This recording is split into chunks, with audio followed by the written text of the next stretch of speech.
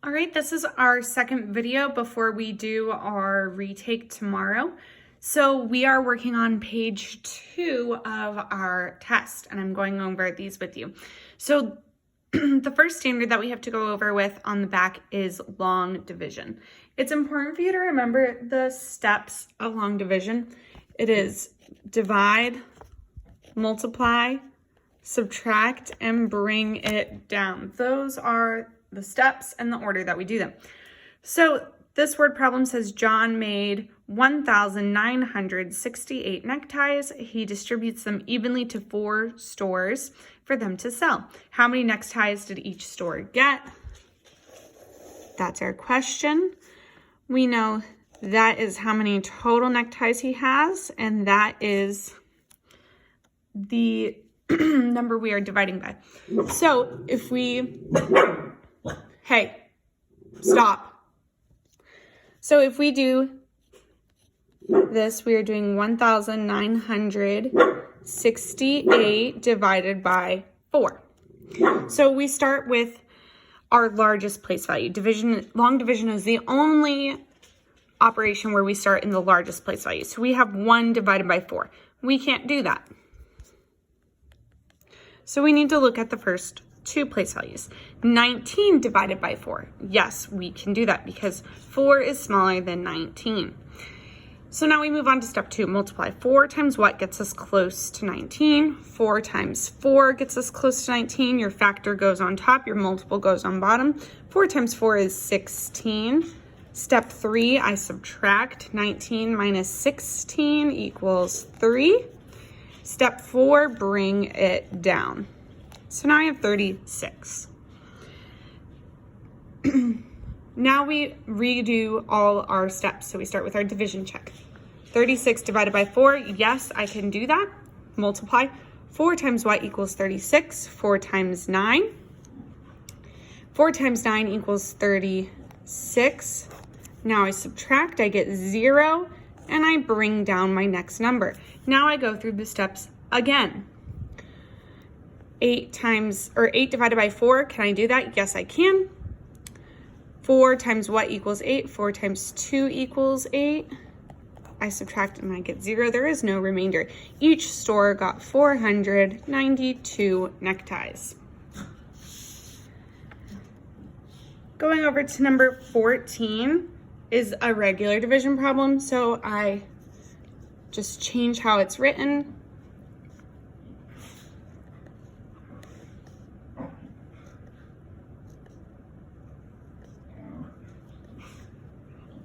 And I go through my steps. Step 1, division check 1 divided by 4. I cannot do that because 1 is smaller than 4. So now I look at the first 2 place values. 11 divided by 3. Can I do that? Yes, I can. So I do 3 times what gets me close to 11? 3 times 3 gets you close to 11 because 3 times 3 equals 9. Step 3, subtract. Step 4, bring it down. And then you repeat the steps. 25 divided by 3, you can do that. Hey. 3 times 8 gets us 24, which is as close as we can get to that. Subtract, you get 1, bring it down, 19. Divided by 3, yes, I can do that. 3 times 6 is 18. Subtract, you get 1. 386 with a remainder of 1. Okay, equivalent fractions. This should be fairly easy for everyone. And most people got a really good job, so I'm only going to do 15. 4/5. I need to find an equivalent fraction. You multiply the top and the bottom by the same number, and that's how you get an equivalent fraction. So you can use any number to multiply. Max, come here. Come here. Stop playing with Charlie. You're distracting my video. Okay.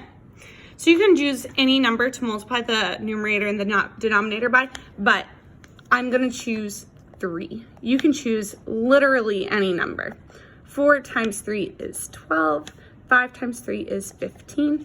And 12/15 is an equivalent fraction. It's as easy as that. Okay, comparing fractions. There's two ways you can do this, guys. You can draw out a model, or you can use equivalent fractions to find your answer. So for this one on the bottom, 17, I can draw this out. I'll draw it out to the side.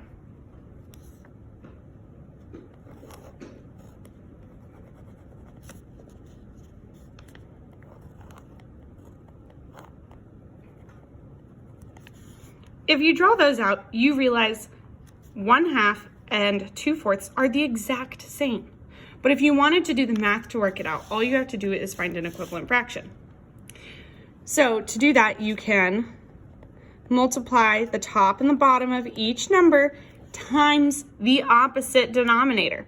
So for 1/2, I can multiply that by 4. And I do 1 times 4 equals 4. And 2 times 4 equals 8.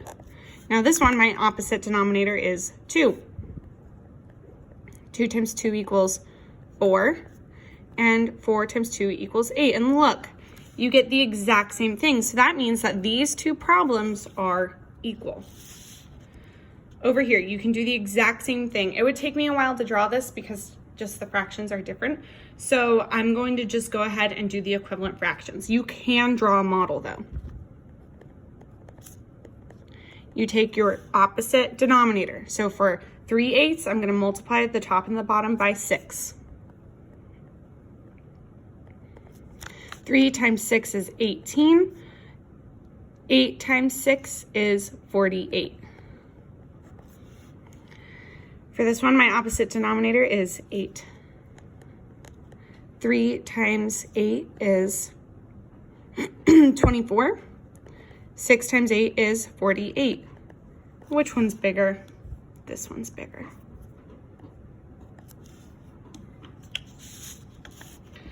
Okay, adding and subtracting fractions. I'm gonna do these really quickly because all you do is you add and subtract the numerators. You do not do anything to the denominators. The denominators stay the same.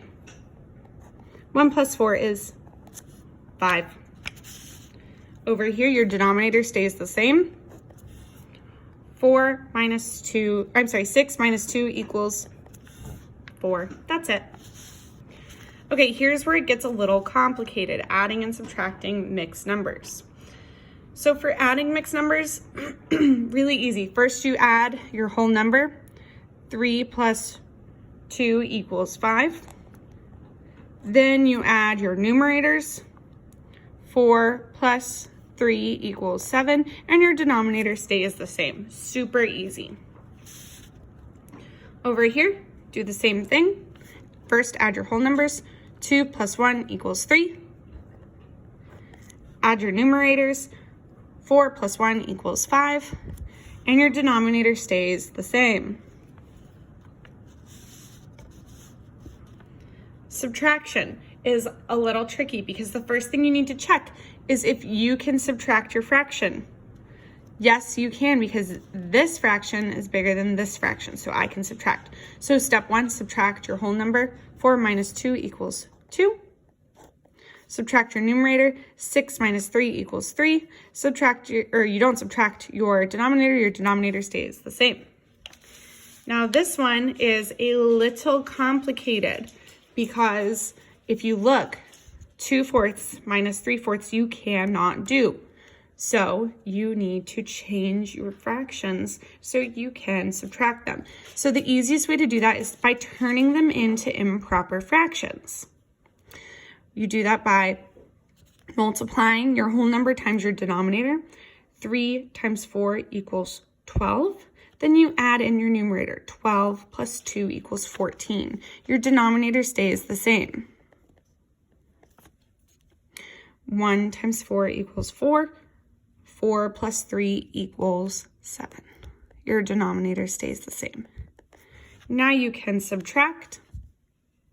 14 minus 7 equals 7, and your denominator stays the same. Now this could be your answer, but this is also an improper fraction, so I'm going to turn it back into a mixed number. I do that by dividing. 7 divided by 4. I know 4 goes into 7 one time with 3 left over, and your denominator stays the same. 1 3/4. I would take either of those as a good answer. Okay, lastly, we're going to multiply fractions. This is pretty simple.